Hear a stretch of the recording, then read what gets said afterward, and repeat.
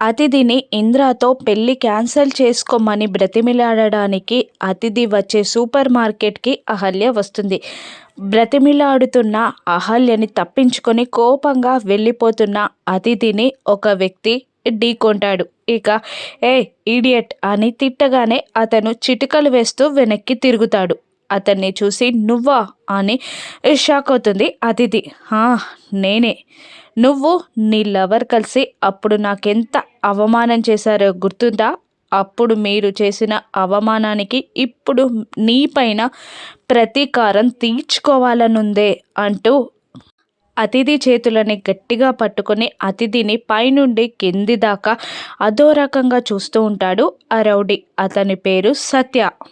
పదవే అంటూ సత్య అతిథిని కిడ్నాప్ చేయడానికి లాక్కెళ్తూ కార్ దగ్గరికి వెళ్తారు. ఇక అతిథిని కార్ ఎక్కించబోతున్న సత్య భుజంపై చెయ్యి పడుతుంది. ఇక ఎవరిదా చెయ్యి అని వెనక్కి తిరిగి చూసేసరికి అక్కడ అహల్య ఉండడం చూసి అతిథి షాక్ అవుతుంది. సత్యని అహల్య లాగిపెట్టి ఒక్కటి కుడుతుంది. ఆడపిల్లని ఏడిపించడానికి బుద్ధి లేదా అని అహల్య సత్యని తిడుతూ ఉండగా అతిథి అక్కడి నుండి పారిపోతుంది. ఎవరే నువ్వు? దీన్ని ఏడిపిస్తే నీకేమవుతుంది అని అహల్యని నిలదీస్తూ ఉంటాడు సత్య.